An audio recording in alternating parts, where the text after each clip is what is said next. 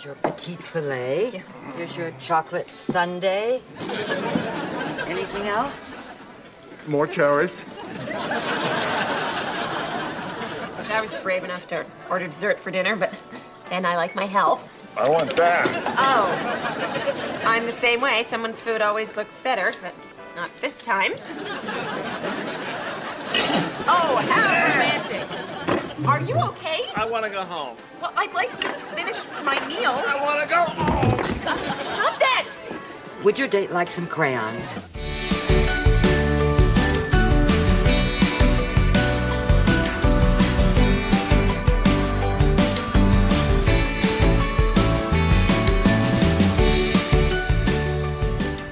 Ladies, gentlemen, Bob, welcome to episode number 37 of Sabrina's Witch Trials. This is, of course, the show where each episode we venture back into the mid-1990s, a rewatch review, and reminisce all about everyone's favorite Friday night spellfest, Sabrina the Teenage Witch. I'm Alex Aduju, and folks, we've got a barn burner of an episode for you today, so ensure those barns, because they're going to be ashes in like an hour and a half. Very, very good episode of the show coming up. I mean, quality of the episode of Sabrina the Teenage Witch is about to be determined. Episode 37, as I said. And in this episode, we're going to find out what happens when Sabrina's irritation with her vice principal leads to Mr. Kraft's moment of youth. It's Little Big Kraft. Moment of Youth would have been a much better title for the episode, but what are you going to do? They can't all get up at 4 in the morning to write down 10 different puns with the word youth on a Post-it and then bring it into this podcast recording like I did. Anyway, we're here to talk about episode 37, season 2, episode 13, Little Big Kraft. And along on the ride with us is that media maven from chrisconkers.com and at Chris Conkers on Twitter and Instagram. Cris Araujo is back. Chris, always good to have you. How you doing? Fine. We're wearing matching fuzzy headies. They're not matching. We actually have wearing matching Laura ones. Heady. We're both wearing fuzzy hoodies. They are. They support one another. They're in the same style. They're related. They're family. A family of hoodies. I am wearing an all white one because I'm a little bit more of a risk taker, you know. Yeah. Okay. Fashionably. Chris is in. Very nice, what would you call that? A muted plum? I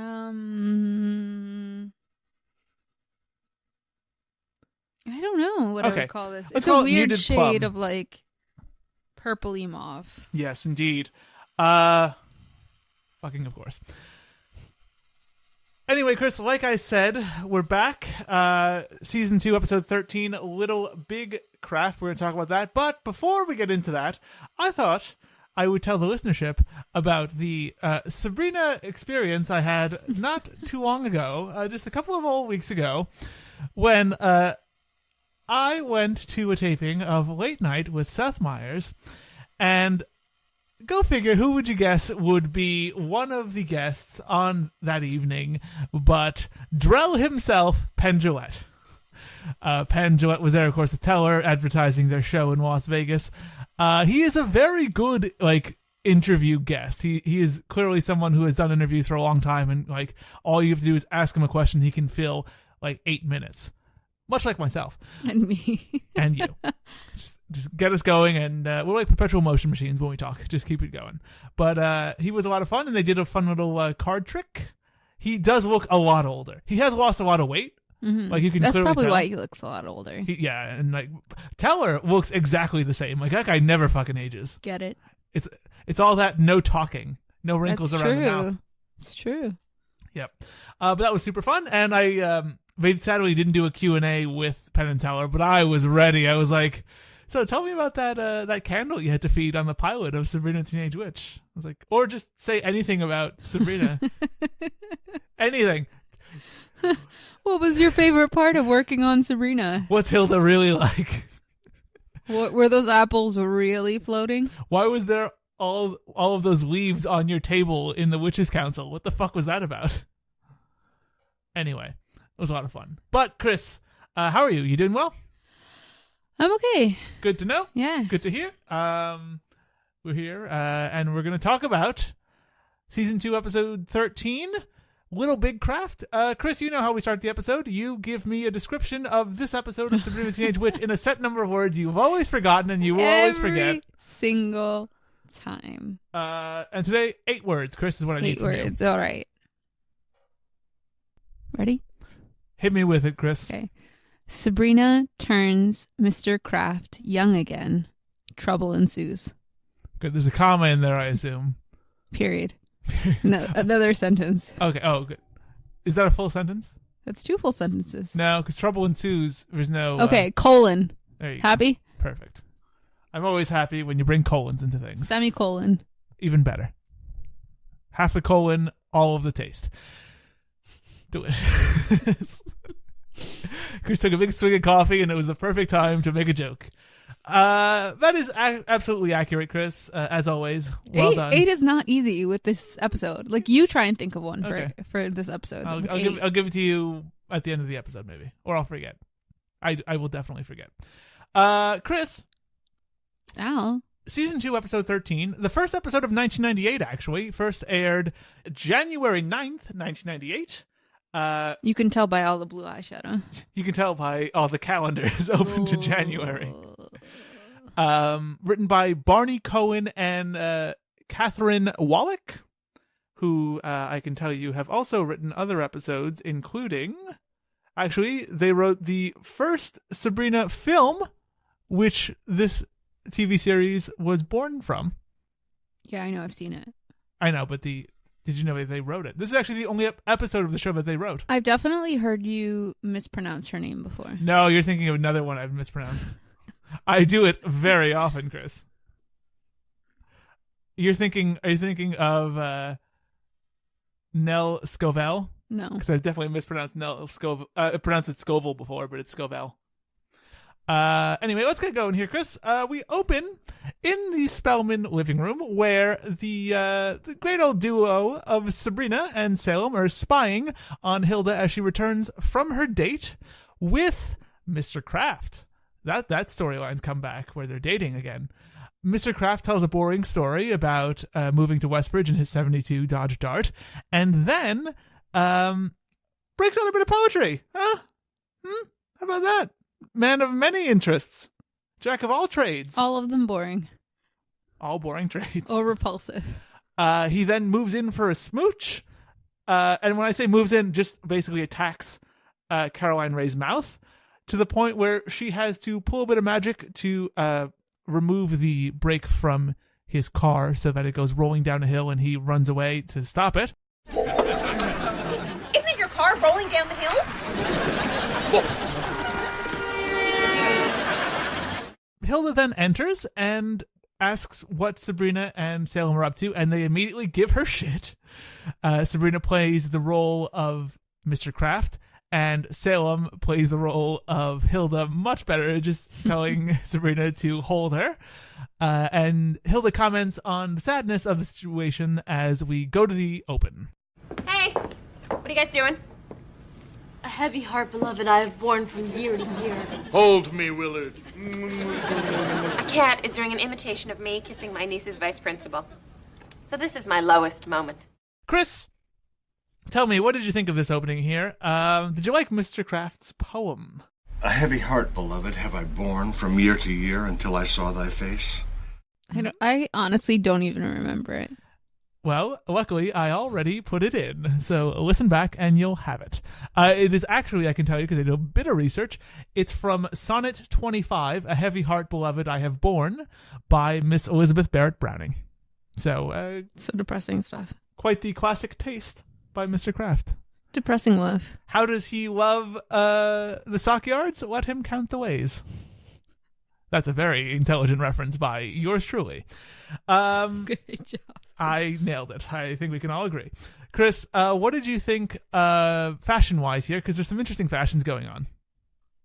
You have Hilda's date outfit, which I believe she's wearing her coat. She is wearing a coat in this one, but it's an ugly coat. And then does she take it off? No. Here she just comes. No, she's actually not wearing the coat in this one. She comes in a lot of times, come to think of it. This one. She's wearing a coat. That's right. She takes it off later. but Ooh, purple. it is a nice, actually, purple coat. No, it's purple. It's a purple fur coat. I think it's quite nice. But more importantly, in this scene, Melissa Joan Hart is wearing a very lime green, deep-necked V-neck blouse. It's like a pea green, It's like a pea soup.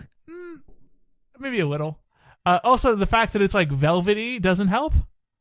Or suede. It looks like suede. Yeah, I don't know. It looks velvety. Some of it's like, it's funny because it's an amalgam of many different kinds of shirts. Like some would be nice, and then some are hideous. I think it's generally a thumbs down for me though, just because Yeah, no, that's bad. the color really hurts it. And then also, this episode, her makeup is like really fucking weird. Mm-hmm. I mean, not weird isn't the right word. It's very 90s. She's got like very frosted eyeshadow. She is going for often it. blue, and then like because she has very like pink undertones, mixing that like cool like skin tone like the pink with like blue and then like nude lipstick. It's like gross, fucking gross. I didn't notice the makeup. But I'm not the the mistress of makeup that you are. Bothersome. But yeah, fashion is where I play, as you all know. The other comment I had here is in Hilda trying to get Mr. Kraft to stop kissing her, which, as a side note, read the moment, Mr. Kraft. You don't just like assault her mouth, okay? Maybe let her come in a little before you kiss her, or recognize that she's uninterested. Totally. It seemed very much like she was sending clear signals like, no, I don't want to kiss you. Yeah, and he I was know. like, Smoochzilla. Here's what's gonna happen. Yeah. Yeah. Like, I don't care. But as a side note to that assault, in trying to stop it, Hilda definitely kills someone because she sends a car careening down a hill. And I mean, it's pretty late. There's probably no one we on the literally street. hear like traffic noises as Mr. Kraft runs to stop it. Like someone died. I'm sure no one died. She's going to jail, Chris, which is the true crime because he assaulted her. That's right. I'm woke. Deal with it. Big feminist cuckboy owl. Okay. That's right. I own it. So what? Okay. Is it getting cut out? Probably. After the break, Hilda recounts her date to Sabrina and Salem, that being the date of a cattle auction, noting that Willard didn't even take her to get food as he's on an all-iced tea diet. We skipped dinner. He's on a diet. Whenever he's hungry, he drinks iced tea. He hasn't lost any weight, but at least he's jittery. She goes on to note that Willard is one of those people who just hit middle age and forgot how to have fun before Zelda comes in yelling at Hildegard Antoinette Spellman about using her laptop to make fudge. Probably easier ways to make fudge, considering you're a witch. Just zap in some fudge. That would be I mine. don't know. I'm sure fudge is like work heavy. I'm not a big fan of fudge. Give me a brownie instead. Fudge is too sweet. I can bake good. Anyway, you can hear about that in my addendum podcast. I want to bake good. Fuck fudge. Fudge. Fudge fucking with Hal. 7 days a week, it's a daily podcast, folks. No, fudge, because you're PG. So instead of saying fuck fudge, it's fudge. Couldn't possibly. Also, I sound insane. Yeah, you do. Fudge. Yeah, Fudge. It's the kind of show it is. Anyway. Okay?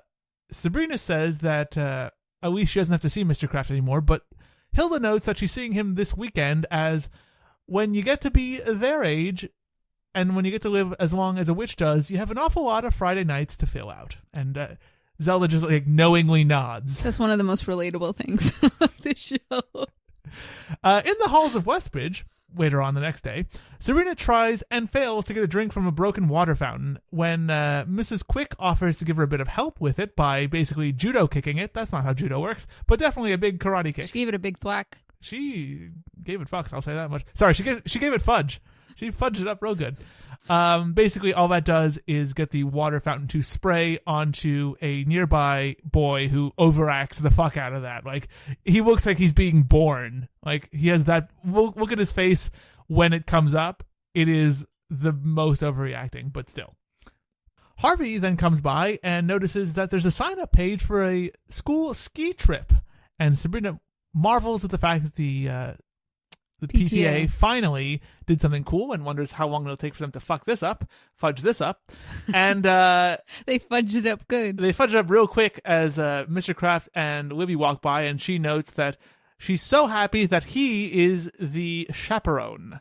Harvey pulls a bit of a dejected face, and Sabrina just asks whose will broke first or something like that. Some line like that. Well, Yeah. I'll put it in. Did your hope die first or mine? I don't know. Harvey looks pretty dejected. Despondent. This is where we also get to hear Mr. Kraft's trademark catchphrase, "Fun with discipline," which also just sounds like a BDSM thing. Fudge with discipline. Fudge and whips. Now there's the first episode of my podcast, Fudge Fucking, or whatever it was. Just sounds like anal, really. We'll get there. We'll get there. What the fuck is going on? The fudge is going on. Later on, there's Later on, there's a school council meeting where Mr. Kraft is holding court about how to spend the money that last year's students have left for this year's students. He hears suggestions. The first is from Libby to sponsor a trip for the cheerleaders. Unique cheerleading camp. Yes. In France. Mr. Loire Kraft, Valley, That's getting true. drunk. Honestly, the best place to have a Wine drunk. cheerleading symposium. Mr. Kraft supports this idea as it'll be America's brightest youth taking their values to the godless people of Europe. But Gordy, good old mate Gordy, Curtis Anderson, popping up here, to suggest a much more popular idea among the student body, that being to buy a new water fountain. But fuck him. Mr. Kraft is going to use his veto to override the students and send those cheerleaders off to France. Mr. Kraft, more people raised their hands in favor of the water fountain. And I used my veto to overrule them. Sabrina points out that this is supposed to be democratic, but he says that he would think that the founding fathers would love the cheerleaders to see France, and Brussels on the weekend. Libby points out Brussels on the weekend, which is really all the time we need in Brussels, folks. Don't spend that much time there. It's not that big a deal. You haven't been there. Shut up, Chris. Chris! These scenes. All great. Hildegard Antoinette Spellman. Do anything Great for name. you? Good name. I like it. Like Antoinette as a middle name? Yeah, it's nice. I think Antoinette would be a nice first name for a girl. You could name her Annie. Call her Annie. Auntie. And makes perfect sense. Nettie. Sabrina just calls Hilda by her middle name. Auntie. Yeah. Yeah. Oh, Auntie. Zeldy and Auntie. That's more the other Sabrina. Sure. Must be. Oh, my aunties. She does. My aunties. The Chilling Adventure stole that directly from Al's mouth. So and annoying. I'm going to sue them like that satanic church did, and I'm going to get some sweet ass cashola. Fudge. Some sweet fudgeola. Some fudge fucking money, if you know what I mean. No, I don't. I still don't know what you mean. Listen to the podcast. New episodes out every Friday. It's gone from a daily to a weekly. I'm like, who's on this episode? It's just me talking for 20 minutes at a time. Also, it was it hit me here. Mr. Kraft is an awful date. Yeah. Takes her to the stockyards. Yeah, we're not going to eat anything because I'm on a diet. Nope. But we're going to go to the stockyards and I'm going to mouth rape you. Couldn't they go somewhere that has iced tea so that he could consume iced tea while she actually ate a meal? Yes. Also, Chris, I thought you would point this out, but I'll do it here. All iced tea is a terrible diet. Oh, no. Yeah, without a doubt. I mean, people can make their choices, but it's just straight up sugar. He's so, gonna die. Yeah. He's going to get all the diseases. Yeah.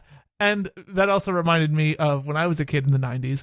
And so much iced tea. And not only did we drink iced tea, it was what fucking extra going out of powder? style. Extra powder. Yes, Al had his special iced tea that he would make for people, Yeah. which is just basically triple the amount of iced tea mix to the same amount of water. It was dark brown. And people loved it. It was so good because it was all sugar. Mr. That Nestea. Oh, no, it was Lipton iced tea, no? It was. Yeah. And we were all super thin because we were all on the iced tea diet. Right. Except we were also eating waffle ice cream sandwiches. Waffle ice cream sandwiches, cheese balls. With Eggos. Various colored Cheese ketchup. balls? Those little cheese balls? What came in cheese those balls? Utz cheese balls that came in those big things. Oh, like the puffy cheese Yes. balls. Oatmeal pie sandwich Oh, the cookie cookies. things. Little Debbie's. Swiss rolls. God, It was Swiss rolls. It is amazing any of us survived the late 90s. Really, Doritos 3D. it's really weird to think that I don't really consume sugar anymore, and that Yep. I used to just consume sugar. You should really reach out to Mr. Kraft and tell him about the keto diet. You and Libby, you and Oh, Generally yeah. Green can double team him. Al sent me a Instagram story Yep. this week or last week. Generally Green making some keto bread. Yeah. I Also, don't- did you happen to know that Generally Green, I believe, lives in the great borough of Queens, New York? Does she? Yes, 'cause Oh, because you post. I think you sent me something where she was like riding the train or something. Yeah, I think Brian, a guest of the show and friend of the show, Brian Cassis, sent it to me. So, yeah. Also, I will say this here, Generally Green, you're more than welcome to join us on our shitty little podcast Anytime. and discuss the Why ups and Libby downs. is a bitch and also the best. Yeah, queen bitch, some might say.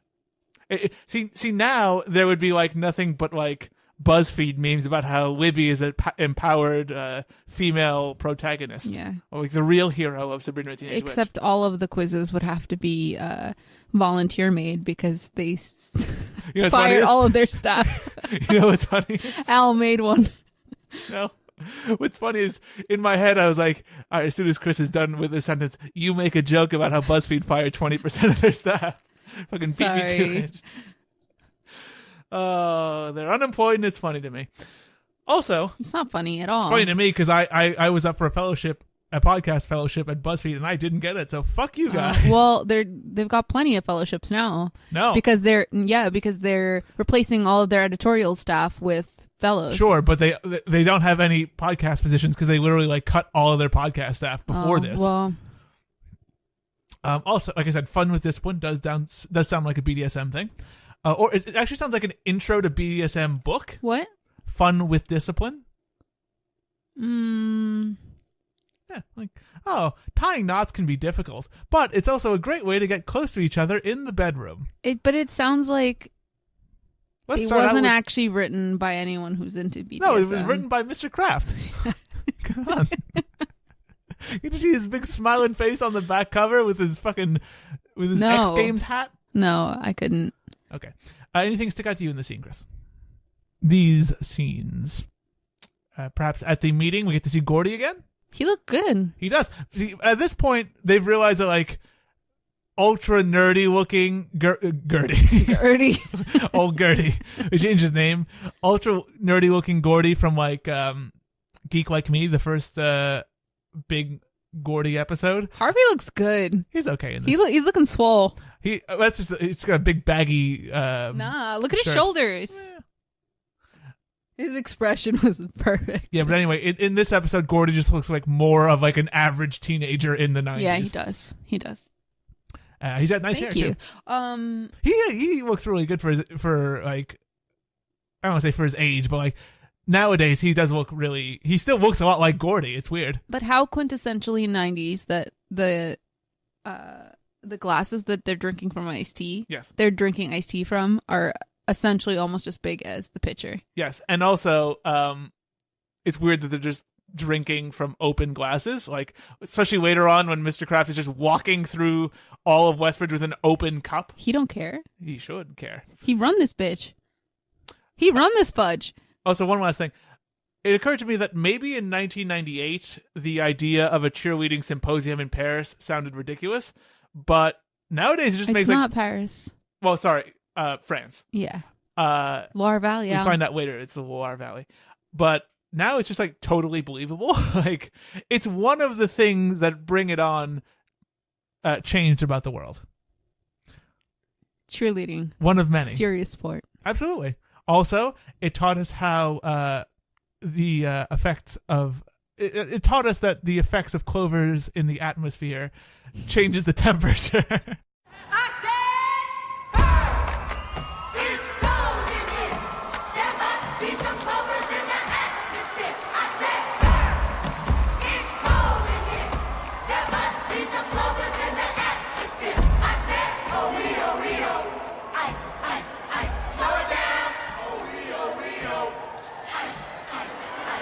Brr. That's right. It's cold in here. Fuck. There's gotta be It's toros. No, it's clovers. I looked it up. I do not write this joke. Well, technically, the clovers wrote it. Yeah. But the toros then stole it. So I give credit to the originators, Chris. okay. The original artists. Yeah. Ice. That's right. At home, Zelda walks into the kitchen asking Sabrina what she made with her laptop. As there's a beaker stuck to her hand, Sabrina explains that she had to make some hair mousse because her hair was all kinds of fucked up. And Fudged. Hmm? All kinds of fudged up. Fudge. I swear to God, Chris. All kinds of fudge cup. Zelda just makes a rule that nobody gets to use her laptop without her permission. The next day at school, the students receive the rules to the ski trip from Mr. Kraft, which include the very important rule of no laughing. He then explains that since they're staying at his ex-father-in-law's condo, they'll all be responsible for some chores. And when Harvey asks about payment, Mr. Kraft retorts that he'll be paid with up to 45 minutes of ski time a day, before dismissing them to go fuck some shit up, because he knows they're all shitty little kids. Well, since it's about 10 minutes until school starts, I'm sure you've got some homework you've forgotten or some property to destroy. I was going to say, you'd assume that they're paying for this trip. Mhm. So, what the fuck? It's all a big scam. Scamola, if you will. Sabrina and Harvey then discuss how Mr. Kraft has totally forgotten what it's like to be a kid, and she just wishes that there was some way to help remind him. In turn, remembering that she's a fucking witch, and she tells Harvey that she'll be back before. She then tells Harvey that she'll be back before the end of homeroom, as she's going to zappity-doo-dah into the halls. Great cover there, Sabrina. Great recovery. You fucking idiot. It's been a year and a half. You think you'd be better at this by this point? Nope. The next thing we see is Sabrina at home using Zelda's laptop without permission to brew a potion to help Mr. Kraft understand teenagers. She's also doing this with the adorable help of Salem in some really cute science-y goggles. You sure about this? Zelda was pretty explicit about not going near this thing. She said not to play with it. She also said the laptop was for curing problems of the world, and Mr. Kraft is definitely a problem of the world. Whatever. If she knew you were brewing a potion to make Mr. Kraft understand teenagers, I know what she'd say. Hint, it rhymes with woe. When Sabrina's done the brewing, the potion appears as some really cheap candies in like a thin plastic tube, basically with like a crazy straw wrapped around them. Yeah, pretty much. I could have made this for $4. I don't know. It looks pretty well put together. It's not that well put together. I mean, it doesn't look like it's about to fall apart. Like, it actually... Sure, they use like, hot glue. you can obviously tell what it is, but it looks well put together. Okay. Point is, one trip to Dollar Tree and I could have this potion, basically. I don't think you could make that, though. Stay tuned to the Instagram, folks. You know, that would be a good YouTube channel, just recreating props from Sabrina. Sure. like the truth sprinkles, where it's just a jar of sprinkles. If it were just recreating props from, like, bad 90s TV shows, like, I'm sure Urkel had plenty of stuff that you could recreate. Sure. Like that machine that let them go back in time. That's a lot of work. Maybe build up to that. Maybe just some suspenders first. Sabrina then takes the potion to school, and she reads the instructions saying that it just has to take 3 candies to experience a teenager's perspective. This leads to a montage where we see Sabrina Pink Panthering through the school, trying to sneak some of the candies into Mr. Kraft's iced tea. She's getting her knees up really high. Well done. She read that book Mr. Kraft wrote about fun with bondage, or whatever I said the joke was. Fun with discipline. This montage includes a blatant attempt where Sabrina is reaching out of the door of the library to where Mr. Kraft definitely sees her, but like, just straight up looks in and she's right there. As soon as she goes back into the library, he just gives up looking. Like, if he was to just stick his head in, he would find her. She eventually gets the prancing is kind of like pony play. It is pretty. Could be. Okay, Jesus Christ! All the ways in which this fits into. Yeah, that's right. That'd be a fun YouTube channel, finding out all the ways in which this episode of Sabrina looks like a BDSM book. Anyway, she gets found out by Mr. Kraft when some other student puts a kick me sign on his back, and as he turns around, he spots Sabrina there, and she gets dragged off to his office for a talking to. There's also the bit we're looking at right now on the screen where Mr. Kraft tells two... pants. Huh? The Tommy Hilfiger pants. That is there. The carpenter pants with the little... Mr. Kraft tells some teen lovers that this is a hallway, not a bordello. This is a school, not a bordello. Which immediately made me think of Bordello, House of the Rising Sun, that pornography movie that one Beth Broderick starred in. Also, go check out the YouTube channel, Sabrina's Witch Trials, to see a fun breakdown of that video. Chris, these scenes, this is actually ridiculous, but they're pure Sabrina. They are all the camp and fun that you get from some episodes of Sabrina. This is also one of the first episodes that you really get to see, like, the total of Mr. Kraft's character, like, come together as one. Like, you get all the fun different strings. You get the outlandish, like, curmudgeon-y side of him. You get the dating one of the aunties. You get, like, the odd hate for Sabrina, but, like, somewhat rational by the end of this episode. Somewhat rational. You also get to see, like, Martin Mull just excelling at all of this stuff. Like, he is very funny throughout this episode. Like, he's committed to this character, and all the scenes you believe. It doesn't really feel like an actor. Like, even later on when he becomes a kid, it feels like this is a man who has been magically transformed into this stupid kid. It's great. I think he's fantastic in this episode. It's always ridiculous, but super believable. Yeah, he's giving it his all. As I said, as a connoisseur of Sabrina props, that is some shit prop work. It's not that bad. They didn't just slap a fucking label on some sprinkles and call it Truth Sprinkles, okay? No, but they didn't bother to build a box of Mando either. Like, if that prop, it's just a box. I want that box It's just for a my fucking room. box. And then when people come over, it's like, why do you have a big box that says Mando on it? Read page 53 of Mr. Kraft's book, okay? You'll know why. Need the Mando. But we can agree that the montage just is all bad attempts by Sabrina. Like, she should have been caught 17 times. She's the fucking worst. Let's be honest. And it's not every good at all. time. Anything to say about these scenes, Chris, specifically? Maybe Sabrina's weird powder blue shirt and overshirt combo. I don't like it at all. It's not great. Like with the black trim. Yeah. The choker's nice. Her hair looks very nice in this episode. I like the tied up. It's very tied up like Mr. Kraft's book. Man. Should be a drinking game. We are gonna run this joke into the ground. Yes. The fucking eyeshadow, it matches her shirt. This is where she goes blue dabba-dee dabba-da. And also the thing with wearing blue eyeshadow that I told Al is that your teeth then look extra yellow. She had to tell me right before I was going to leave the house in my blue eyeshadow. I'm like, Al, your teeth though. They look great. That's why I wear Not this, with that blue. or this white fuzzy sweater I'm wearing. It makes my teeth look less white than they naturally are. Thanks, 5-minute whitener. Wink. Only my not Spawn. No, I wish. Hashtag not Spawn.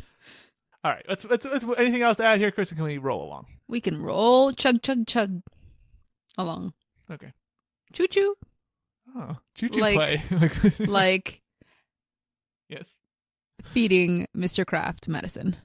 Coming up later. Set your VCRs. That's a 90s thing. To stun?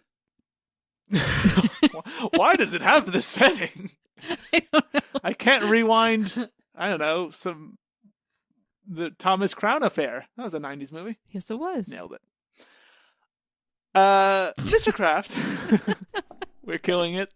By which I mean this podcast will soon be dead. In his office, Mr. Kraft asks Sabrina why she's been following him around all day.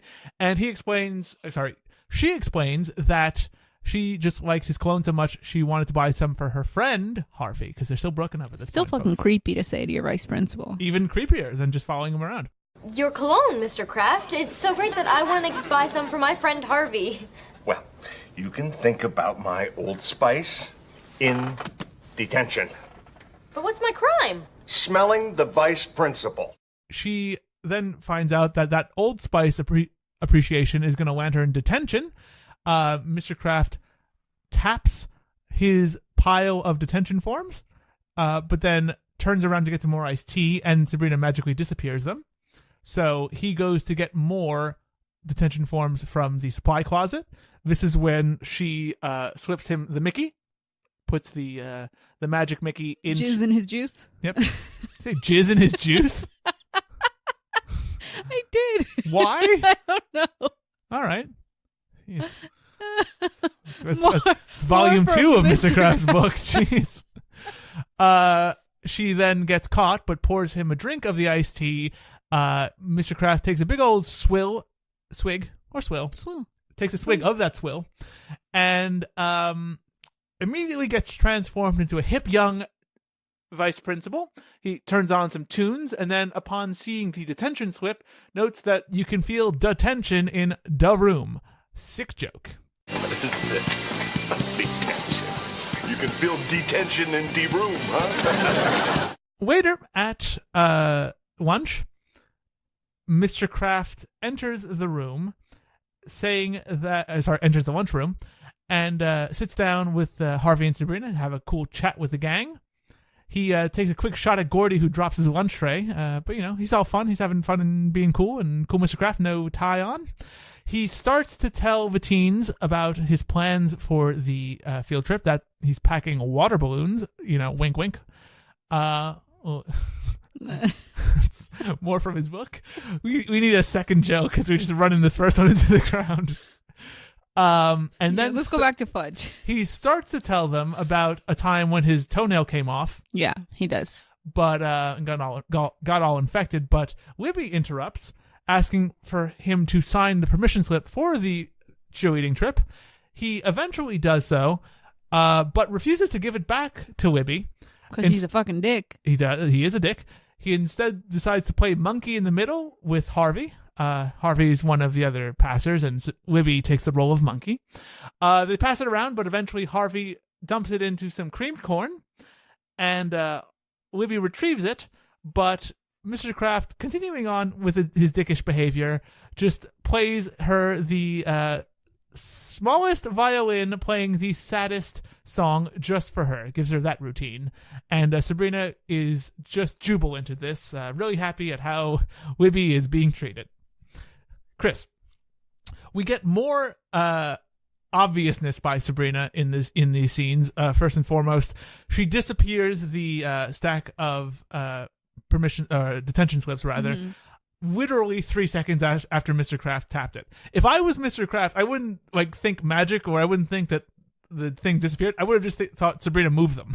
like put them in her bag. Yeah, I would have just said, give me my detention slips back. You clearly just took them off my table. Well, that's funny. I seem to be out of detention slips. You just wait right here while I go to the supply closet. He might have some mental problems, because he has what babies have, where if something's there, he thinks it never was there. He doesn't have object permanence. Yeah. So Sabrina could just put a napkin in front of them, and he would have been like, "Where did my detention slips go?" Would have been great. Good job, Al. Thank you. It's not beating the other joke though, so. Oh, fine. And then he would have taken out his cat o' nine tails and whipped his ass. Happy Chris. We do get to see his ass later. Apparently, we don't get to see his ass. Tragically. Good point. The school gets to see his ass. Did you notice, Chris? At lunch. Probably not. No, because you don't watch this like I watch this. At lunch, Harvey... No, I do not watch it 8 times in a row. True. That's true. Your first mistake. At lunch, Harvey and Sabrina are having the nicest lunch ever. There's big pieces of fried chicken. There's pudding. Harvey is having... Harvey has a big piece of chocolate cake on his tray. It's like they went to a 1950s Southern picnic. It's fucking ridiculous. No school lunch is this good. Sometimes it looks good and tastes fucking awful. Sometimes the fried chicken looked good, and then you bit into it and it was like, why is this so pink? But these aren't chicken nuggets. This is actual pieces of... You never had that in elementary school? I don't think we so. had that. We had chicken fingers, and they were always oddly bad. Well, chicken fingers were always what kids wanted, but sometimes they had a thigh, and it was never good. You'd bite into it, and the outside seemed like it would be good, but then it had no seasoning, and then it was pink and sad. Mr. Kraft knows a thing or two about biting thighs and pink inside. Sorry. Couldn't resist. Nah, what am I going to do? Not make the joke? Yes. Chris, did you notice anything stick out in this first scene of Mr. Kraft acting all rebellious, acting all young and cool? Oh, fuck. The cream corn is just so gross. Uh, Also, like Harvey quickly plays along. Him and Harvey become quick friends in this like, episode. But it's so weird. Like, also, he's like super down for bullying. He's like, all right, I'll play along. Yeah. You really want this, don't you, huh? You want it? You want it? Harvey, think fast! Harvey, I'm open!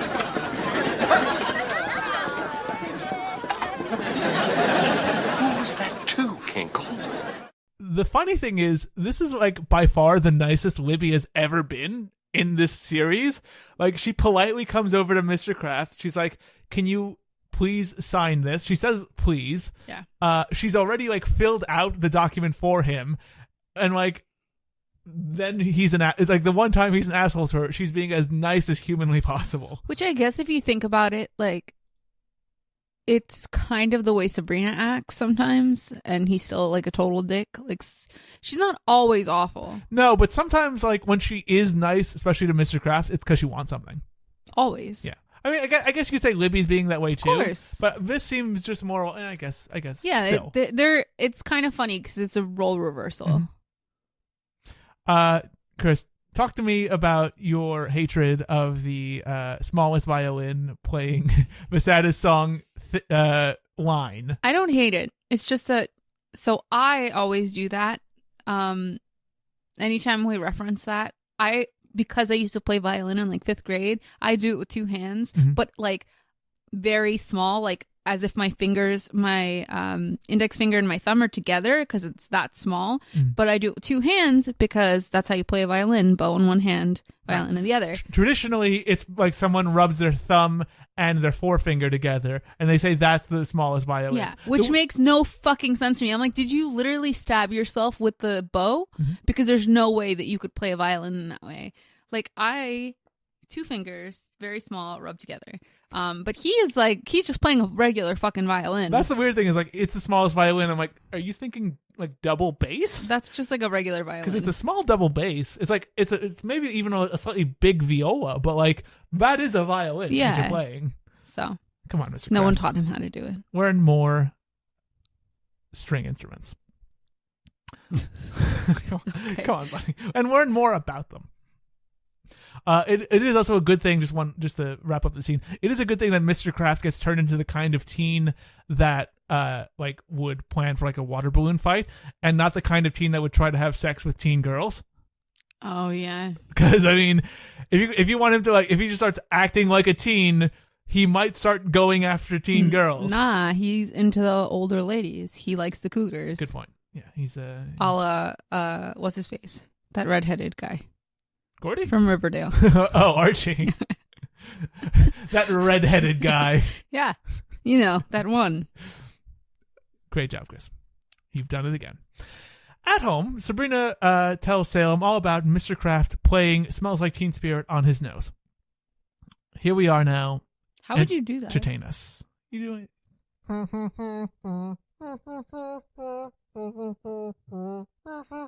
Is that really you playing with your nose? No, I'm just humming. I'm like... But the point is, someone would do that with their nose. Because some people can actually, like, I thought it was just, nose. like, smacking his nose. Yeah. What a talent. Smack, smack, smack. I learned this one on page 73. Smack, smack, smack. He likes to be smacked in the face. Hey, no king shaming. No kinkle shaming. Hey. Did it again. Show's over. Come back next week. At home, like I said, so that story's going on, and then Salem wonders how the spell is affecting his date with Hilda. Oh my god, they're on a date. Crap. What? Crap. Oh my crap. Fudge. Oh my fudge. They're on a date. But then we find out it's doing really well as they arrive home, and not only does Hilda say that she had a great time and is impressed by Mr. Kraft's ability to guess a fat man's weight. He knows he's just a big old tub of goo. She then plants one on him. Yep. Takes matters into her own hands.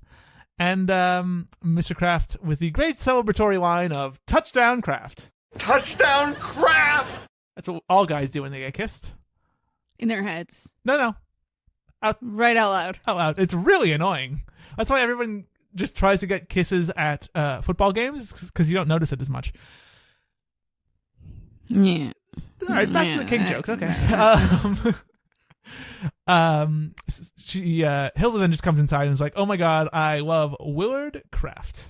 What a guy. Probably got a big Got me a dick. big old teddy bear. Gonna read that book with him." Yeah, so everything's going great. Sabrina just comments on the fact that she is in love with someone under a spell, but at least she's not in trouble. Smash cut to the next morning. Smash Mouth. Somebody wants toy. Do you know what's really weird? What? I was literally walking to the bus the other day on my way to work, and I was thinking about that song and how like actually good the lyrics are. All right, well, that makes one person to ever have that you thought. read back through the lyrics. It's like it's not a meme, but it's like you know how on Instagram people are always like screenshotting tweets and then making it into memes. Mm-hmm. And it was this guy had said, "Oh, damn, Smash Mouth was actually right. The years start coming and they don't stop coming." Wow. And I was just thinking through the rest of the lyrics. They do stop coming. It's when you die. No, they don't. They just keep going, and then you're old, and it's sad. What happens after, Chris? You die. You're dead. Hit the ground running. Yeah. You hit the ground Into and the then go grave. 6 feet deep. Yeah. And then all the stuff about like we're way off topic. All the stuff about global warming and like it's interesting stuff. Your brain gets smart, but your head gets dumb. Good job. That's your dick. Your head dick. Your head dick. You never know if you don't go. You ever shine if you don't glow. All right, well, that was a valuable tangent to go on. I think it was. So yeah, next day, all the students and faculty are standing around waiting to board the buses for the ski trip, but 'tis no bus. 'Tis no bus nowhere. Where tis the bus? 'Tis no bus. 'Tis no bus. Mr. Kraft then shows up. Why is that funny? I don't know. Mr. Kraft then arrives in his 1995 X Games attire, and when Mrs. Quick asks where the bus is, he just pulls a really shocked face, remembering that he was supposed to hire the bus, noting, like all millennials do, that he told his mom to remind him. Hire the bus. Told my mother to remind me. Thanks a lot, Mom. You really fucked the pooch again. You fudged the pooch one too many times. Poor dog. Sabrina just says that there's got to be some way of fixing this, and he says, well, let's just go to the arcade. And he runs off. Sabrina notes that he'll probably be back with some help.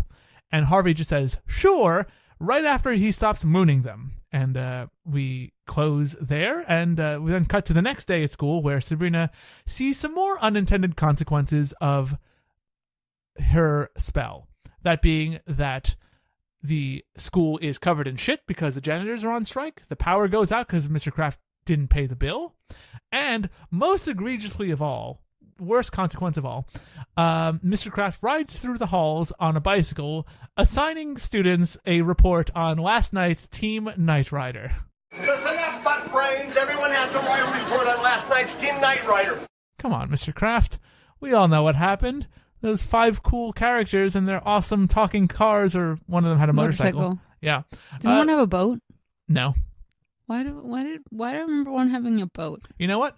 Here is the commercial promoting Team Knight Rider. In the battle between good and evil, there is no such thing as neutral. This fall, get ready for 5 young crime fighters. We move in now. 5 incredible vehicles, creating one unstoppable force. Everybody move out! Get ready to ride with Team Knight Rider. Enjoying yourself? A new action-adventure series coming in October. Team Knight Rider. Let's watch it now. No thanks. Anyway, eventually, though, Sabrina realizes that something's going wrong, so she heads to the payphone, gives Salem a call, Salem feeling in a very French mood. Bonjour. And she asks him to find a reversal spell in the book, as Mr. Kraft keeps getting younger, as we soon see as he pops out of one of the classrooms doing his best NYPD Blue impression. Freeze! NYPD, we're going downtown. You're going downtown, Chris. That's actually the title of Mr. Kraft's second book. You're going downtown. Genitalia and what to do. Chris, what did you think of these scenes? We start to see the bad effects of Sabrina's spell here. I do really actually like the interplay with, I think this is probably where we should start, Hilda and Mr. Kraft. I think, like, in every iteration of their relationship, they're fun to watch, like, act off one another. And you see a lot of it throughout this episode, like, with different ways that, basically with different ways they approach each other, like him liking her liking him, and then the end scene, which I think is fun in a lot of ways to look at. But I think it's just down to two really good comedic actors playing off of each other and having great timing together. That just, like, they can do anything in any circumstance. I think it'll come out pretty well. Willard, I can't tell you how much fun I had tonight. How did you ever guess that man's weight? Well, that was easy. You know, he's just a big tub of goo. What did you think of these scenes?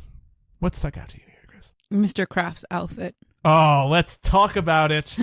He has Both a lot of them. He has a lot of great outfits in this one. I mean, the ski outfit is probably where we should start because, as I said, he looks like someone from the 1995 X Games, perhaps. He looks like a fucking clown. He looks also like, what was the clown who, like, hung out with Lunette? Oh, and Molly? I don't remember. Oh, he didn't have a hat like that.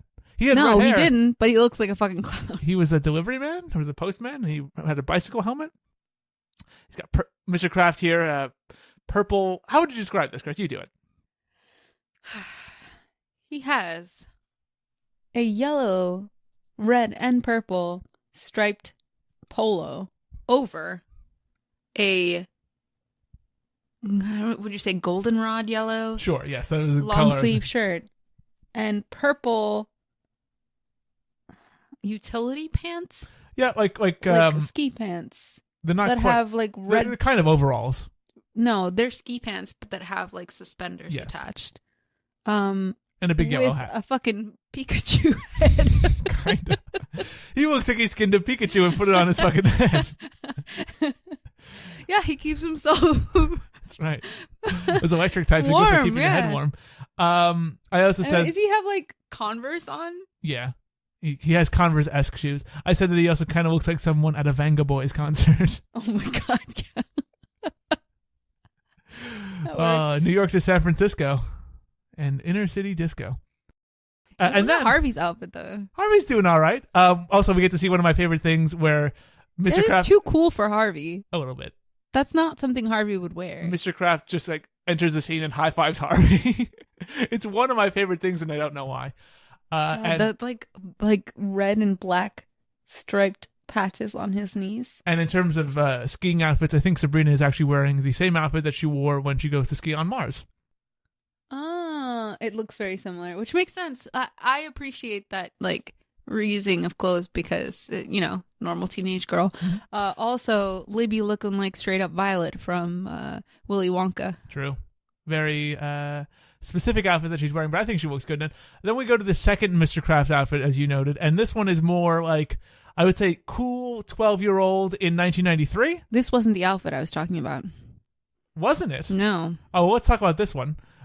He's got like a baseball jersey on, but he looks like Corey, like in early episodes of Boy Meets World. I said he looks like Richie Rich from the Macaulay Culkin movie Richie Rich. Little bit. Also, did you happen to know that there's a sequel to Richie Rich, a Christmas sequel? Bitchy Bitch? No. Yeah. Christmassy Christmas? No. Chrissy Chris? Your rap name, yes. No, it's my DJ name? It actually stars David Gallagher. Mm-hmm. And instead of Macaulay Culkin, and Martin Mull was actually in that. So fun little tie-in. All comes together. For reference, the outfit that I was talking about was the outfit he wears when they get back from their date. The bow tie deal. No. His I'm a teenager and I'm super cool outfit, which is his green and was it green and orange? What the fuck was it? Yeah, his Packers fan outfit. It was something. It was not good. Anyway, we also do find out here that Mr. Kraft at one point moons the entire student body, showing them his student body, if you will, his butt. This is where it goes from Mr. Kraft is acting negligent to Mr. Kraft would be immediately fired. Like, I don't... Yeah. So, also...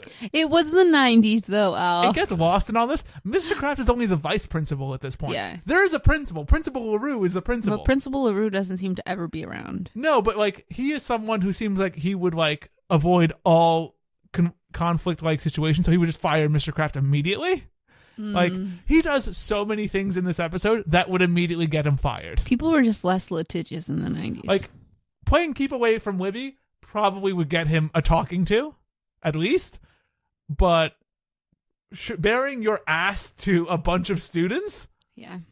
You're going to jail. And you're getting fired, but you're going to jail. It was another time, Al. Clearly. Also, yes. How fucking cute are Salem's little ears? Like, this puppet is aces. We have gotten to the a decent Salem puppet. The season 3 Salem puppet is probably the best, where he's got a bit of a rounder face. He has a round face. No, it's very fucking cute. It gets better, though. It's so cute. Chris, hashtag it gets better. In terms of Salem puppets. That's a misuse of the hashtag. Disagree. Hashtag not all Salem puppets, Chris. Good. Got her. Okay, good job. Got her. Okay, later, the bad news continues as Sabrina heads into the lunchroom, but only finds out that there's no food. And worst of all, it's tamale day, and Harvey is really let down that it's tamale day and there's no food because he loves corn pockets of meat. He loves his Latino cuisine. Oh my god. Mr. Kraft then enters, and Mrs. Quick asks, rather explaining that there's no food and all the students are hungry. So Mr. Kraft breaks into a bit of sexism and tells her that, hey, she's a girl, get cooking. You're a girl, go fix lunch. She says that that's Neanderthal thinking, but this basically just leads to a argument that ends when Mr. Kraft kicks her ass with not infinity. Well done, sir. Points to you. She then walks away, noting that this is a pointless conversation. Oh my god, he has a $sign on his shirt. He does. He looks like Richie Rich. It's straight up Richie Rich. And he then just sadly kind of notes that he's hungry. Yes, he is. He's hungry, as is everyone, and the offer of Rolos and ABC gum will not quench their hunger, Mr. Kraft. The students need lunch, and they need it now.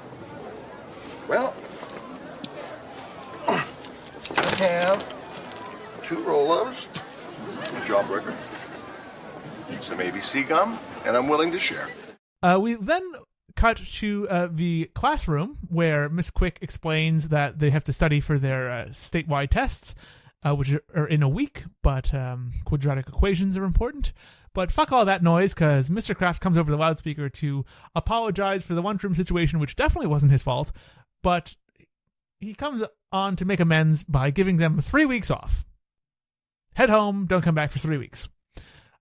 Miss Quick notes that means that they won't be able to get ready in time, but and that they'll lose their accreditation as a school.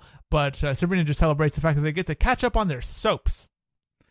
On the way out, Gordy stops her to say that her Uncle Salem is on the phone, and Salem asks if she mixed the potion with hemlock, as that's the only way that there could be a weird effect, unless of course she mixed it with caffeine, which everyone knows not to do, except this dumb bitch of a witch, as she did that.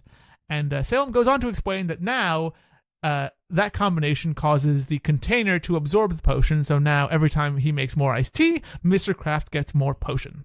She heads out to retrieve it, and misses one of his sick Get Smart references.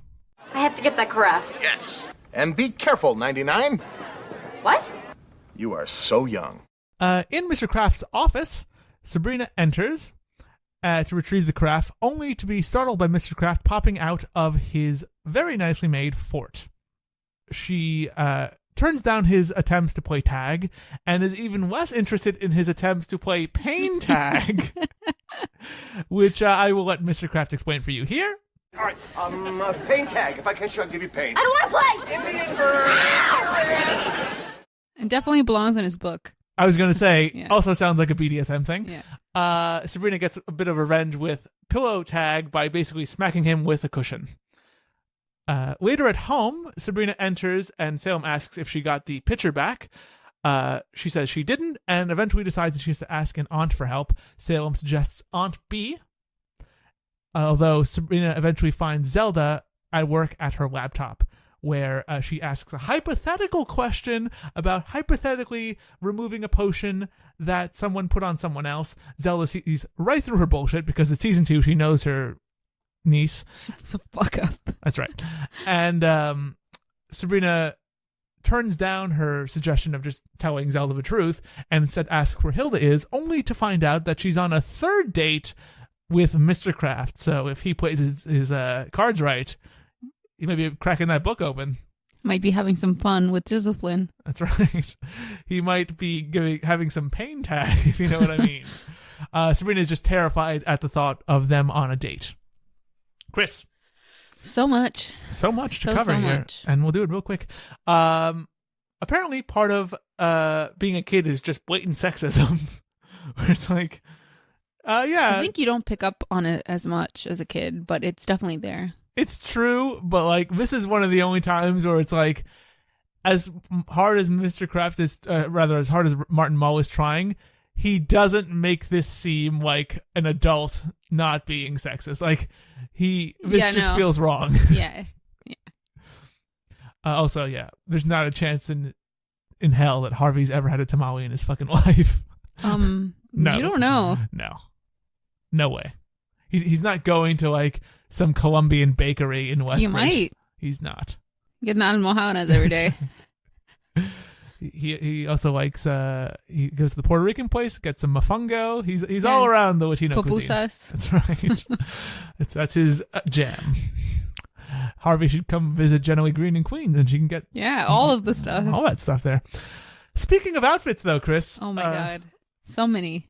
I think we should comment on Gordy's brown on brown on brown attire. First of all, yes, Gordy looks like he just came from Brooklyn. All he's missing is some Harry Potter glasses, and he's like a current hipster look. Why do you say that? He's got a lot of brown. Look at his outfit. Look at it again. Hold on. He looks like he works at like a coffee shop in Brooklyn. I think it's just too dark. Or a bookstore in Brooklyn. No, it's like something you could see someone wearing right now. I mean, not someone fashionable. Yeah. I don't know.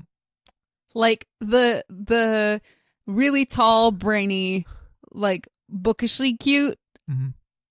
Yeah, Curtis Anderson. Brooklyn coffee maker. Yeah, Curtis Anderson. Look at him. It's too much brown. No, he's even got the top button. Oh, that is true. He just needs like the Harry Potter glasses. It is. And style his hair differently. I have a shirt that exact same color, but I bought far too recently to not be embarrassed by it. It's just like the wardrobe department was like, I've got an idea.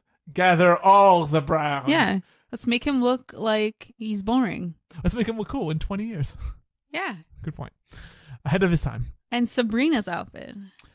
Yeah. Also, continuing the trope of fireable offenses, physically assaulting a student.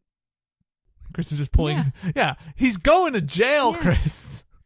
But that's the thing. How many times do characters on the show do things that would like legit either kill someone or like extremely like mentally scar them and then nothing happens? Yeah, that's why we're here, to point out all of them. Also, Salem drops both a Get Smart reference and an Andy Griffith Show reference within like 90 seconds of each other. So clearly, there's a lot of TV references in this episode. Yeah, but like clearly someone was watching Nick at Night because it's like, I'm looking at you. Little nose. Writers whose name I've forgotten. Little cat nose. Barney Cohen and Catherine Wallach. Let's talk about Sabrina's outfit. Feel free. Her fucking skirt, though. First of all, it's short. Secondly, it's got a slit on the side that goes even shorter. It's really fucking inappropriate. I don't mind it. Got nice boots. Like, legit. Like, if the slit were in the middle, you would see her panties. That is true.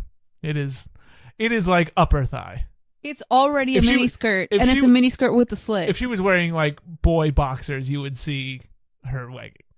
Like, and when she sits down, it is When she sits down on the It's almost bed, it's like, almost at her hip. Yeah. Like, oh, it's at her. I mean, pretty much is. no, it's like way up there on her thigh. All right. But it's like not quite at the like juncture of her thigh and hip bone. Good word. Thank you. I read. Evidently. Fun with discipline. Okay. Her shirt is like velvety with a print. It is. It's nice. I think this is actually a pretty nice outfit for her. It is, but it's just like wildly inappropriate for wearing to school. I think they're. Oh, come on! It's the 90s. Yeah, still. She was going by what Sarah Michelle Gellar was wearing on Buffy. Yeah, this is a very Buffy outfit. Come to think of it, they had to compete. Yeah. All right, Chris.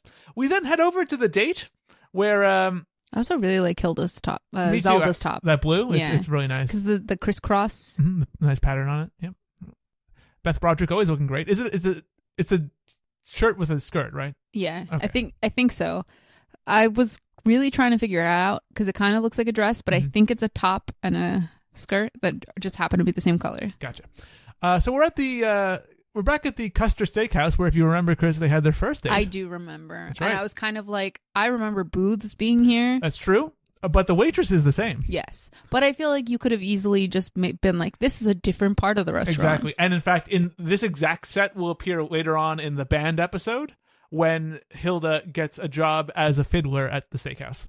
Right. Look forward to that. But anyway, so Mr. Kraft is gone full 5-year-old as he's now out of his seat and under the table.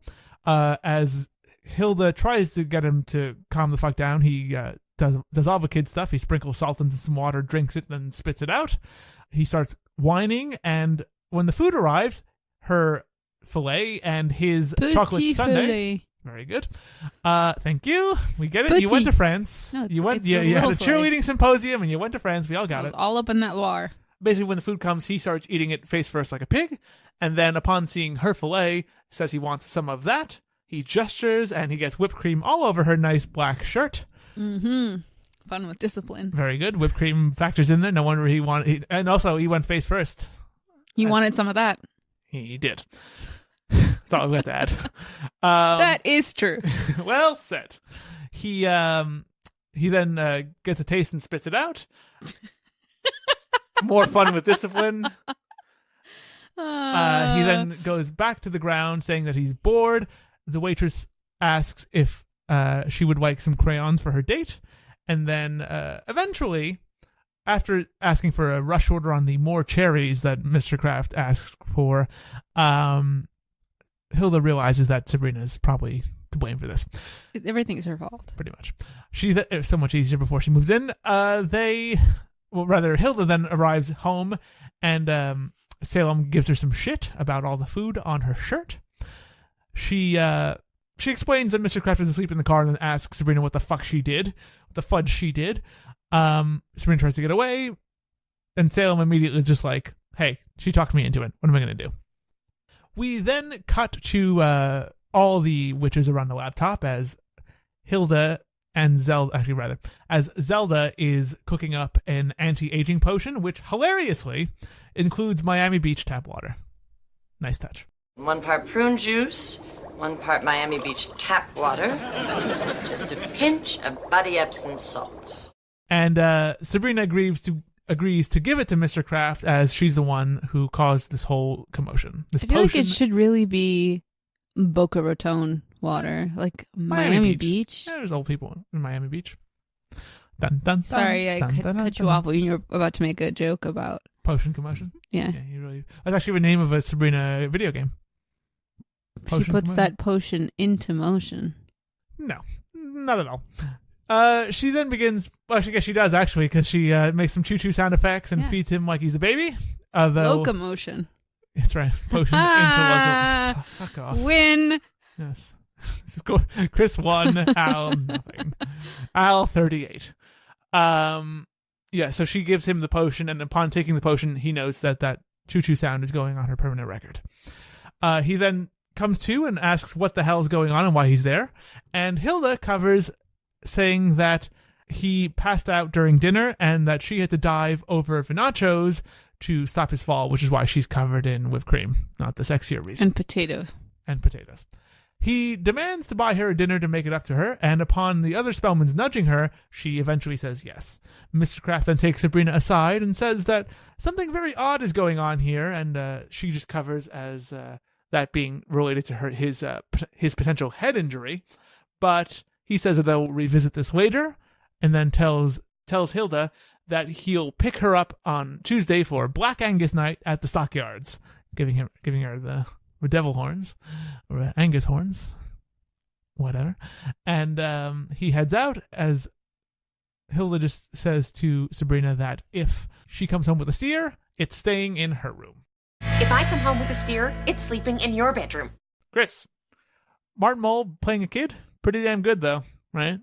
You can tell that Hilda is like, well, not Hilda, Caroline Ray is like trying not to laugh.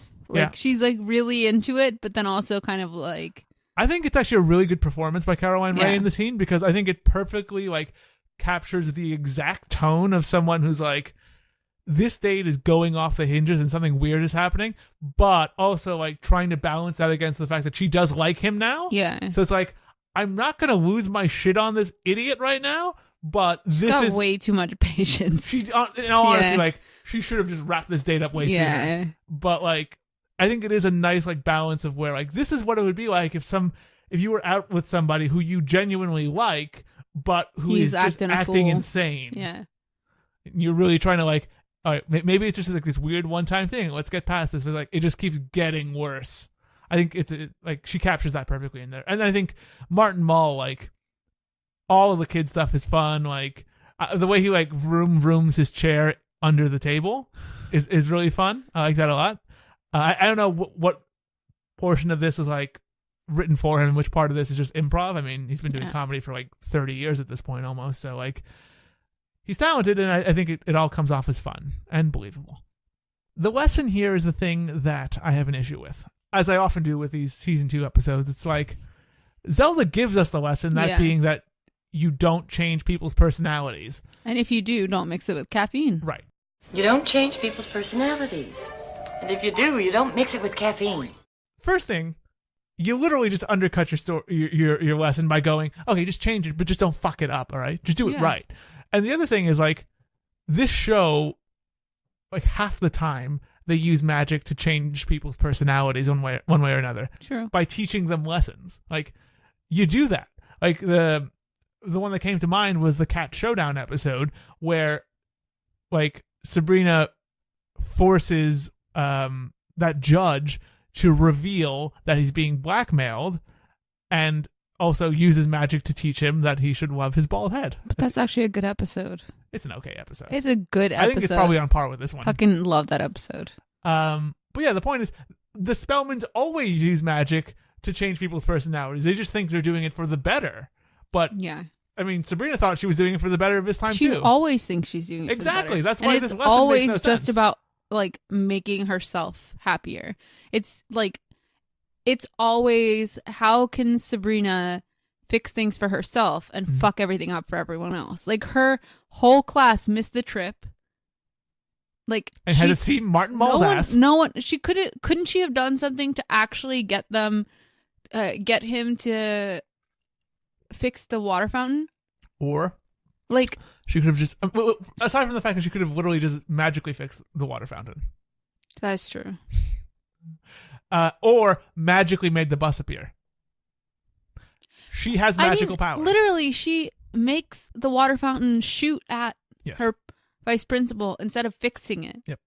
Put your energy towards things that like fix the world rather than making other people miserable. This is a lesson Sabrina learns when we get those Instagram quotes. That's right. No, this is the lesson Sabrina learns when she has to like be judged against her twin Katrina, and it's like, oh, Katrina has saved like 57 people, but she doesn't actually learn it. No, but it gets pointed out how shitty she is in that because episode. But that's how it always is. Every episode, I feel like every episode we talk about how Sabrina's constantly doing things like because she wants something, and it just fucks everything up for everyone, and then she fucks it up for herself. Yeah, and also she doesn't take. I mean, it's because it has to be a story, but like she doesn't just do the obvious, more direct thing to get what she wants, which is using magic.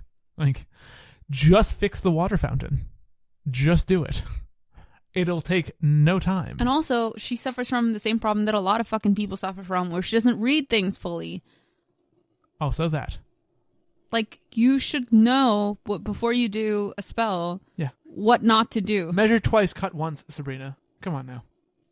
Idiot. Don't fucking put it with caffeine. Like, fuck. Did you notice who was woefully missing from this episode? Jenny? You mean Valerie? Jenny was also missing. I totally thought, I kept trying to remember what Valerie's name was, because I was like, it's Valerie at this point, and I just kept thinking Jenny. Yeah. And I was like, no, it's Valerie. It's Valerie. Valerie is missing. Quizmaster is also missing. I know. Thank God. Kind of. He's in the next episode, though. Because he never gets her to actually realize that she's just an idiot and a bitch. Like, true. Although next episode is, I mean, one of my favorites from this season, and does have a lesson in it, I think, that is pretty good. Does have an actual lesson in it about appreciating, about understanding people's differences. Right. Anyway, the next day, Chris, Mr. Kraft explains to Mrs. Quick that his doctor says that the weird behavior must have been caused by too much iced tea. He then hands Harvey and Sabrina some detention slips, explaining what his new policy is that detention is totally dependent on personal resentments, which sounds good to me. He then says hi to Libby, who gives him some shade about only thinking about him as an educator now. She thought he really supported the mission statement of cheerleading, but now just an educator. He's hurt by this, but wins her back by giving her 3 tickets to the Loire Valley Cheerleading Symposium. She says that she's all choked up, leading Mr. Kraft to make this incredible joke. I'm all choked up. Well, I'd give you something for your dry throat, but I'm afraid our drinking fountain is still broken. I love it.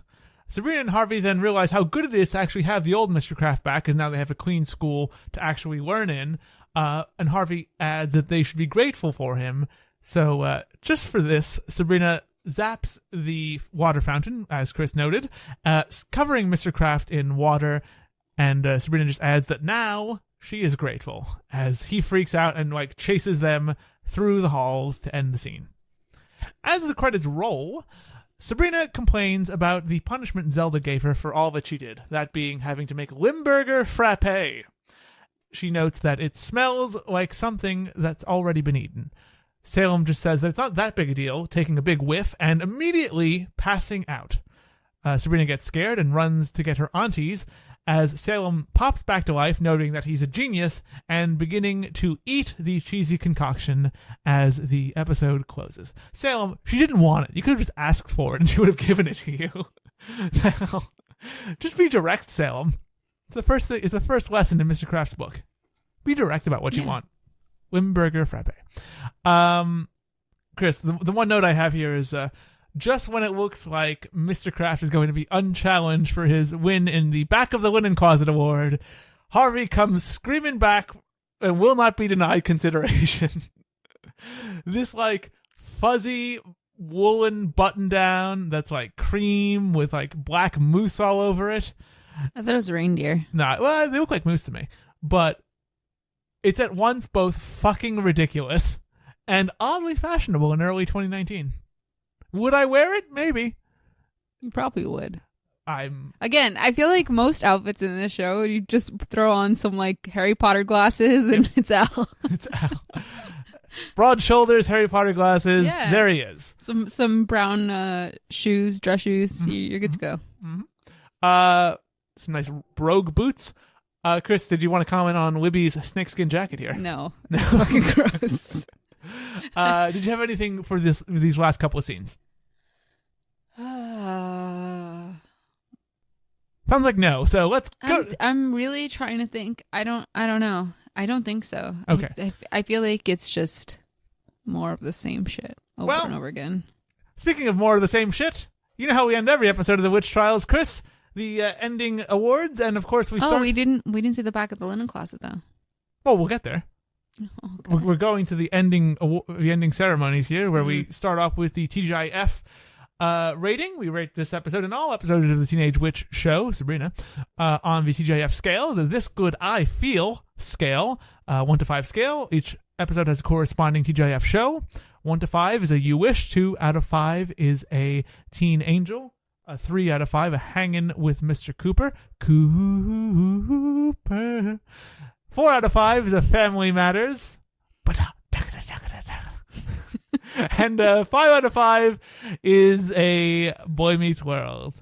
Boy Meets World. Chris, where does this episode fall for you on that TGIF scale? I feel like it's a Cooper, and that's me being generous. I agree. I think it's actually a high Cooper because I think all of the Martin Mull being a kid stuff is pretty fun. Yeah, but I have to think of it from like a story perspective, and like I feel like there's just so many cop-outs, and Sabrina is just a real pain in the ass. Sure, but I think like it is not the best, most. It's also not very Sabrina-centric. Like, she's not a focus in this episode. She is. It's her relationship with Mr. Kraft and like... But it's not so much about her relationship with Mr. Kraft. It's just like Mr. Kraft acting a fool. Sure. And like, oh fuck, I messed this up. But it's not really about her. She's kind of secondary in all of it. That's fair, but I mean, I think... Which would almost make this a better episode. I think you get enough fun bits with Mr. Kraft acting childish. You do get some other fun stuff to laugh at, like all the sneaking around. That montage is fun in a stupid way. I mean, kids will enjoy it because like, oh, we'll get Sabrina doing all these weird Clouseau things, but it is also just stupid for me to watch. So I think it's stupid, so I get some enjoyment out of how stupid it is.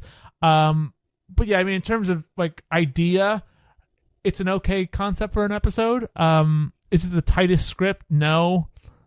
Salem doesn't have all that much to do either, but he's hella cute. I mean, he's always hella cute now. So yeah, I think it is a decidedly middle of the road episode. Yeah. Main event here, Chris. The back of the winning closet, our episodic award for each installment's biggest fashion flop. Chris, a lot of Kraft outfits to choose from.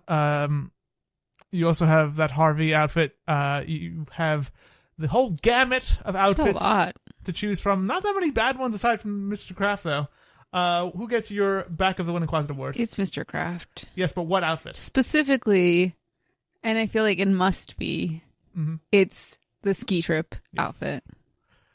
It's like, it's meant to look bad. Yes, it is, but it also succeeds in that. And also, his Richie Rich outfit is, I feel like, a good second. Like, it is. I think he looks oddly good with a backwards turned baseball cap on. I kind of like it. That and the round glasses, kind of a good mix. Kind of a good mix. But that is the episode, Chris. Thanks for stopping by and chatting Little Big Kraft with me. Always good to have you here.